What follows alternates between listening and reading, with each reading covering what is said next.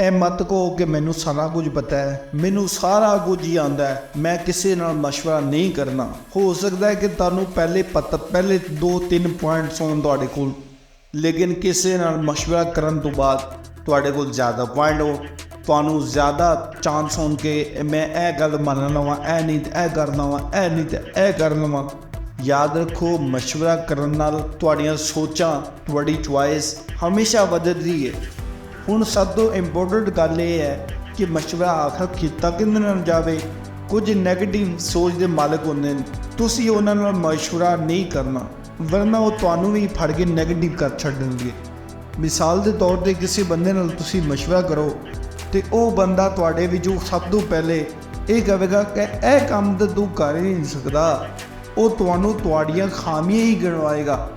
ਸਾਰਿਆਂ ਤੋਂ ਪਹਿਲੇ ਉਹ ਤੁਹਾਡੀਆਂ ਖਾਮੀਆਂ ਗਿਣੇਗਾ, ਉਹ ਤੁਹਾਨੂੰ ਵੀ ਫੜ ਕੇ ਨੈਗੇਟਿਵ ਕਰ ਛੱਡੇਗਾ। ਲੇਕਿਨ ਉਸ ਦੇ ਬਰਅਕਸ ਅਗਰ ਮੈਂ ਤੁਹਾਨੂੰ ਪੋਜ਼ੀਟਿਵ ਕਰਨਾ ਚਾਹਾਂ, ਮੈਂ ਕਿ ਦੁਨੀਆ ਜਾਣ ਦਾ ਕੋਈ ਬੰਦਾ ਵੀ ਤੁਹਾਨੂੰ ਪੋਜ਼ੀਟਿਵ ਕਰਨਾ ਚਾਹਵੇ ਤਾਂ ਤੁਸੀਂ ਨਹੀਂ ਹੋ ਸਕਦੇ ਉਦੋਂ ਤੱਕ ਜਦੋਂ ਤੱਕ ਤੁਹਾਡੇ ਅੰਦਰ ਦੀ ਆਵਾਜ਼ ਨਾ ਆਵੇ। ਤੁਹਾਡਾ ਆਪਣਾ ਦਿਲ ਹੈ ਉਹਨੂੰ ਮੰਨਣ ਦੀ ਤਸਲੀਮ ਕਰੇ। ਤੁਹਾਡੇ ਅੰਦਰ ਦੀ ਆਵਾਜ਼ ਹੈ ਕਿ ਮੈਂ ਪੋਜ਼ੀਟਿਵ ਹੋਇਆ ਹੈ ਅਤੇ ਮੁੜ ਤੁਸੀਂ ਪੋਜ਼ੀਟਿਵ ਹੋ ਸਕਦੇ ਹੋ। ਜਦਕਿ ਨੈਗੇਟਿਵਿਟੀ ਇਹਦੇ ਬਰਅਕਸ ਹੈ, ਤੁਹਾਨੂੰ ਮਿੰਟਾਂ ਸਕਿੰਟਾਂ ਦੇ ਵਿੱਚ ਤੁਹਾਨੂੰ ਹਮੇਸ਼ਾ ਨੈਗੇਟਿਵ ਤੋਂ ਜਲਦੀ ਕਰ ਦੇਵੇਗੀ। ਮਸਲਨ ਮੈਂ ਇਹ ਕਹਾਂ ਕਿ ਤੇਰੀ ਯਾਰ ਸ਼ਕਲ ਬੜੀ ਅਜੀਬ ਹੋ ਗਈ ਹੈ, ਪਹਿਲੇ ਤਾਂ ਐਵੇਂ ਨਹੀਂ ਜੀ, ਇਹਨੂੰ ਕੀ ਹੋ ਗਿਆ। ਮੈਂ ਇਹ ਵੀ ਕਹਾਂ ਕਿ ਯਾਰ ਤੇਰੇ ਰਵੱਈਏ ਨੂੰ ਕੀ ਹੋ ਗਿਆ, ਪਹਿਲੇ ਤਾਂ ਐਵੇਂ ਦਾ ਨਹੀਂ ਸੀ। ਜਾਂ ਮੈਂ ਇਹ ਕਹਿ ਦੇਵਾਂ ਕਿ ਯਾਰ ਤੇਰਾ ਤਾਂ ਰੰਗ ਬੜਾ ਤਬਦੀਲ ਹੋ ਰਿਹਾ ਹੈ, ਇਹ ਪਹਿਲੇ ਨਹੀਂ ਸੀ। ਯਾਰ ਤੈਨੂੰ ਕੋਈ ਬਿਮਾਰੀ ਤਾਂ ਨਹੀਂ ਲੱਗ ਗਈ, ਆਪਣੇ ਬਈ ਟੈਸਟ ਚੈੱਕ ਕਰਵਾ, ਤੈਨੂੰ ਕੀ ਮਸਲਾ ਹੋ ਗਿਆ, ਤੂੰ ਪਹਿਲੇ ਐਵੇਂ ਦਾ ਨਹੀਂ ਸੀ। 2 ਮਿੰਟਾਂ ਦੇ ਵਿੱਚ ਬੰਦਾ ਜ਼ਮੀਨ ਬੋਝ ਹੋ ਜਾਏਗਾ, ਤੁਸੀਂ ਬਿਲਕੁਲ ਥੱਲੇ ਆ ਜਾਓਗੇ, ਜ਼ਮੀਨ ਲੱਗ ਜਾਓਗੇ। ਉਦੋਂ ਤੱਕ ਤੁਹਾਨੂੰ ਸਕੂਨ ਨਹੀਂ ਆਏਗਾ, ਉਦੋਂ ਤੱਕ ਤੁਸੀਂ ਹੁਣ ਸਹੀ ਹੋ ਹੀ ਨਹੀਂ ਸਕਦੇ ਜਦੋਂ ਤੱਕ ਤੁਸੀਂ ਆਪਣਾ ਬਲੱਡ ਟੈਸਟ ਨਹੀਂ ਕਰਵਾ ਲੈਂਦੇ ਕਿ ਮੈਨੂੰ ਹੋ ਕੀ ਗਿਆ, ਮੇਰੀ ਸ਼ਕਲ, ਮੇਰੀਆਂ ਗੱਲਾਂ, ਮੇਰਾ ਰਵੱਈਆ ਅੱਗੋਂ ਤਬਦੀਲ ਹੋ ਗਿਆ। ਇਹ ਬੰਦਾ ਤਾਂ ਮੈਨੂੰ ਕਾਫੀ ਦਿਨਾਂ ਬਾਅਦ ਮਿਲਿਆ, ਜਿਸ ਬੰਦੇ ਨੇ ਮੈਨੂੰ ਇਹ ਗੱਲਾਂ ਦੱਸੀਆਂ ਨੇ। ਲਿਹਾਜ਼ਾ ਉਦੋਂ ਤੱਕ ਤੁਹਾਨੂੰ ਸਕੂਨ ਨਹੀਂ ਹੋਣਾ ਜਦੋਂ ਤੱਕ ਤੁਸੀਂ ਆਪਣੇ ਟੈਸਟ ਨਾ ਕਰਵਾ ਲਓ।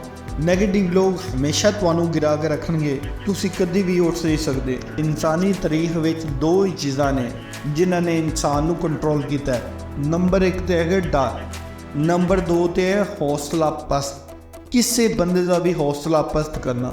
ਕੁਝ ਲੋਕਾਂ ਨੇ ਕੁਝ ਇਲਾਕੇ ਦੇ ਵਿੱਚ ਲੋਕਾਂ ਕੋਲੋਂ ਤਾਲੀਮ ਖੋਹ ਲਈ ਹੈ, ਉਹਨਾਂ ਨੂੰ ਐਸੇ ਕੰਮਾਂ 'ਚ ਮੁਲਵਸ ਕਰ ਦਿੱਤਾ ਹੈ ਕਿ ਉਹ ਦਿਨ ਰਾਤ ਬਸ ਉੱਥੇ ਹੀ ਮਸਰੂਫ ਰਹਿੰਦੇ ਨੇ, ਉਹ ਤਾਲੀਮ ਬਾਰੇ ਸੋਚਦੇ ਹੀ ਨਹੀਂ।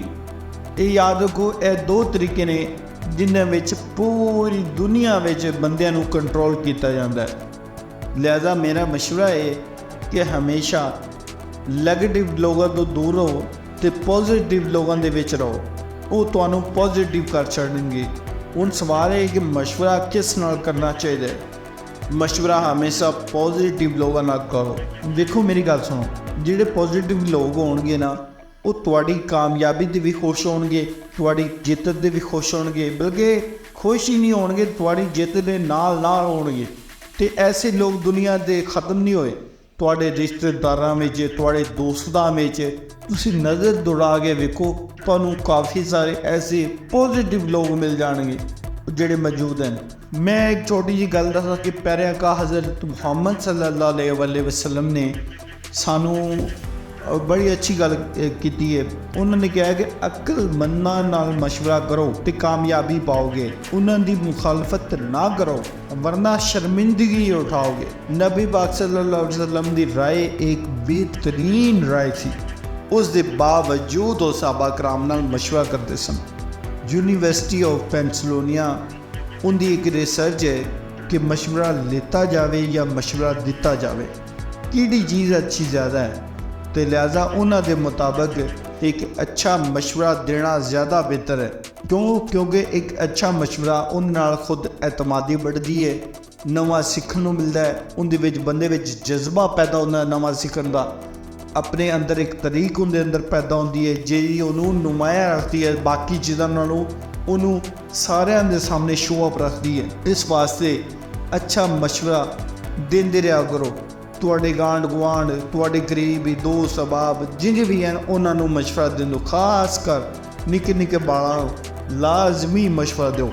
ਯਾਦ ਰੱਖੋ, ਜਦੋਂ ਵੀ ਤੁਸੀਂ ਕਿਸੇ ਨਾਲ ਮਸ਼ਵਰਾ ਕਰਦੇ ਹੋ ਤੇ ਉਹ ਤੁਹਾਨੂੰ ਆਪਣੀ ਰਾਏ ਦਿੰਦਾ ਹੈ। ਜ਼ਰੂਰੀ ਨਹੀਂ ਕਿ ਉਹਦਾ ਮਸ਼ਵਰਾ ਤੁਹਾਡੀ ਹਾਲਾਤ ਜਾਂ ਜਿਹੜੀ ਤੁਹਾਡੀ ਜ਼ਿੰਦਗੀ 'ਚ ਹਾਲਾਤ ਐਸੇ ਨੇ ਉਹਨਾਂ 'ਚ ਫਿੱਟ ਹੋ ਜਾਵੇ। ਉਹ ਨਹੀਂ ਜਿਹੜਾ ਵੀ ਦੇਣੀ ਆਪਣੀ ਰਾਏ ਦੇਣੀ ਹੈ, ਉਹਨੇ ਆਪਣੇ ਮਾਜ਼ੀ ਦੇ ਤਜਰਬਿਆਂ ਨੂੰ ਵੇਖਦਿਆਂ ਹੋਇਆਂ, ਆਪਣੇ ਪੇਸ਼ੇ ਦੇ ਲਿਹਾਜ਼ ਨਾਲ, ਆਪਣੇ ਦਿਮਾਗ ਨਾਲ ਔਰ ਆਪਣੇ ਹਾਲਾਤ ਦੇ ਮੁਤਾਬਕ ਮਸ਼ਵਰਾ ਜਾਂ ਰਾਏ ਦੇਣੀ ਤੁਹਾਨੂੰ। ਜ਼ਰੂਰੀ ਨਹੀਂ ਕਿ ਉਹ ਤੁਹਾਡੇ 'ਤੇ ਫਿੱਟ ਹੋ ਜਾਵੇ। ਹਾਂ, ਉਹਨੇ ਇੱਕ ਅੱਛੀ ਗੱਲ ਕੀਤੀ ਹੈ, ਉਹਦੀ ਗੱਲ ਕਰਨ ਨਾਲ ਤੁਹਾਡੇ ਇਲਮ ਵਿੱਚ ਇਜ਼ਾਫਾ ਹੋਇਆ ਹੈ। ਤੁਹਾਡੇ ਕੋਲ ਕਾਫੀ ਸਾਰੀਆਂ ਆਪਸ਼ਨ ਆ ਗਈਆਂ ਨੇ। ਯਾਦ ਰੱਖੋ, ਖਿਆਨਤ ਇਕੱਲੇ ਮਾਲ ਵਿੱਚ ਨਹੀਂ ਹੁੰਦੀ, ਖਿਆਨਤ ਇਕੱਲੇ ਮਾਲ ਵਿੱਚ ਨਹੀਂ ਹੁੰਦੀ, ਬਲਕਿ ਰਾਜ਼, ਇੱਜ਼ਤ, ਮਸ਼ਵਰੇ, ਸਾਰੀਆਂ ਚੀਜ਼ਾਂ 'ਚ ਖਿਆਨਤ ਹੁੰਦੀ ਹੈ। ਕਿਸੇ ਨੂੰ ਮਸ਼ਵਰਾ ਦੇਣਾ ਇੱਕ ਅਮਾਨਤ ਹੈ, ਲਿਹਾਜ਼ਾ ਅੱਛਾ ਮਸ਼ਵਰਾ ਦਿਓ।